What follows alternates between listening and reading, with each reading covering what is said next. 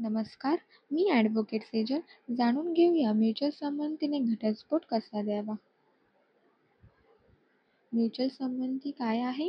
याचा अर्थ असा की पक्ष म्हणजे पती व पत्नी दोन्ही अर्जदाराच्या कुटुंबाची संपूर्ण माहिती आणि वेगळे करण्यासाठी सहमती देत आहेत. त्यानंतर म्युच्युअल संमतीने घटस्फोट आवश्यक कागदपत्रे कोणती आहेत? विवाह प्रमाणपत्र, पती आणि पत्नी दोघांचा पुरावा पत्ता, विवाह 4 छायाचित्रे, मागील 3 वर्षाची आयकर स्टेटमेंट, व्यवसाय आणि उत्पन्न तपशील, 1 वर्ष स्वतंत्रपणे राहण्याचा पुरावा सलोखा अयशस्वी प्रयत्न संबंधित पुरावा. आता घटस्फोट दाखल करताना सहभागी पावले समजून घेऊया. 1.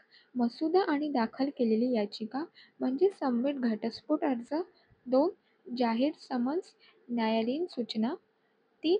न्यायालयाने केलेली चाचणी आणि 4. आणि शेवटचा अंतरिम आदेश.